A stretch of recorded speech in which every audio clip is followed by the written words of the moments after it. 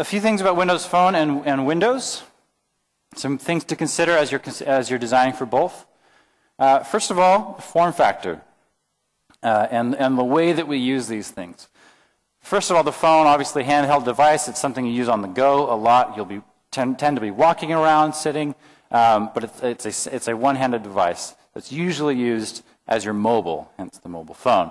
A tablet or a PC especially used while sitting down. It allows for much more task-oriented things where I might be seeing something through end-to-end, whereas on the phone, it's much more about snacking and diving in for little bits of information or little bits of engagement rather than long-term things.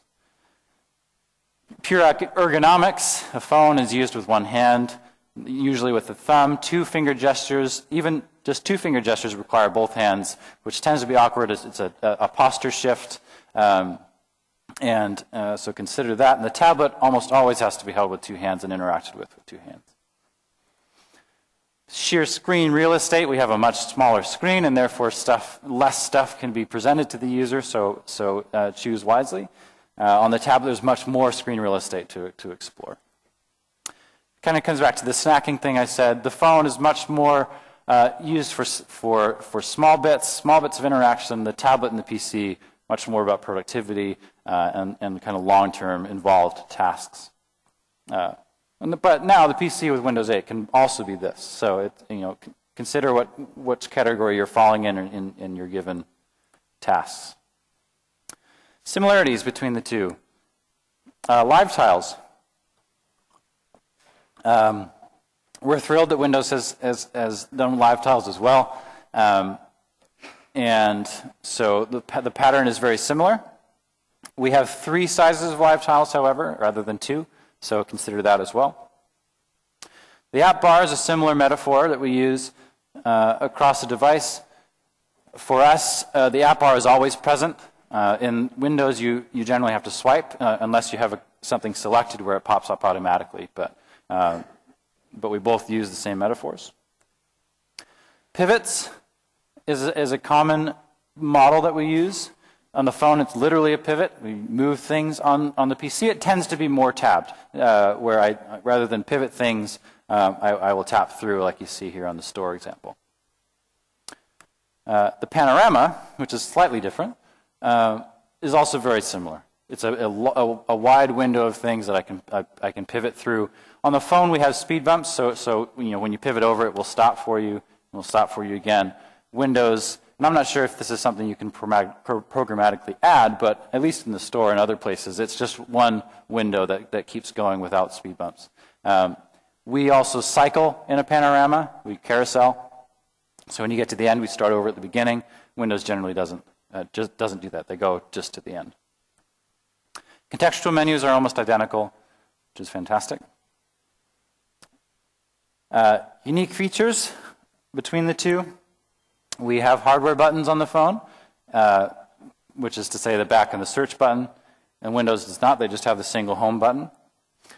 So therefore, we have a very different back model. This is a problem that I have been tasked with for the last few months of thinking about this space.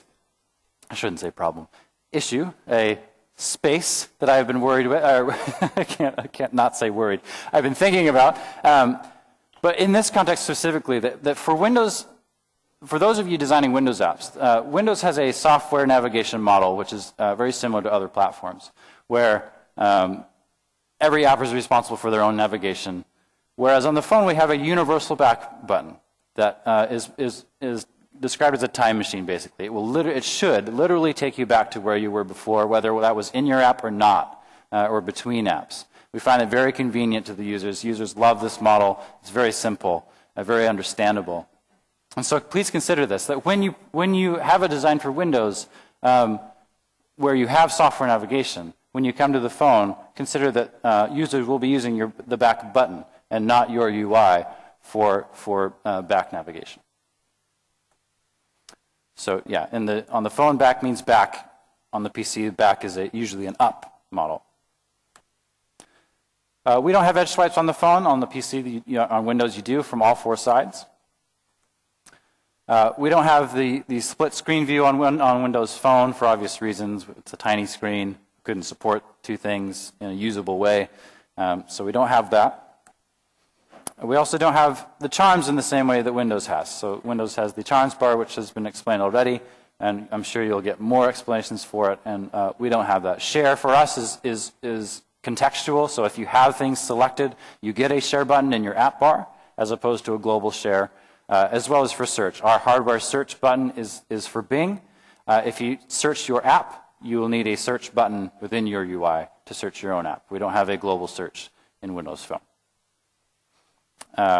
Which is the next one, contextual and universal search. Windows has a universal search where you can do the switching that Yuka was explaining before, and I need to refresh this guy, give him a little love.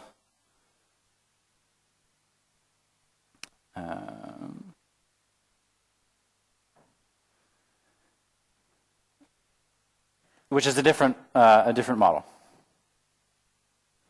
We have. Go away, please. There you go. The hardware search button is for Bing. For in-app searching, there's an app bar button for that, as well as this other model of as I'm typing, once I've hit search and as I'm typing, we can do live results from that in a list view or otherwise. Contextual settings, again, which has also already been described. For Windows, your settings will show up in the global setting or the globally accessed settings charm, whereas our settings, we have our own settings app in the apps list, and that's where settings are.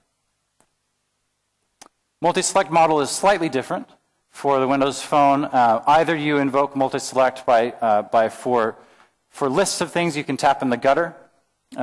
On the left edge of the phone, and it will kick in multi-select. We also have a multi-select button for things like photos and grid views, where I can tap the multi-select button. It will highlight all of them, and I can then select. Windows has this, what we kindly refer to as the tickle metaphor, where you pull something down perpendicular to its scroll direction, and it will select it. Usually that's down, and it will just select it, which is nice.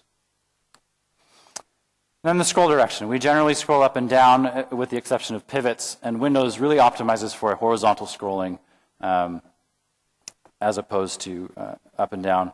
They also make you, like in the Mail app, for example, you do have vertical scrolling for your list of things, but generally they want you to pick one. They want you to choose whether it's vertical scrolling or horizontal, because mixing the two gets very, very complicated. And that's it. Any other questions for me about design, either for Windows Phone or Windows?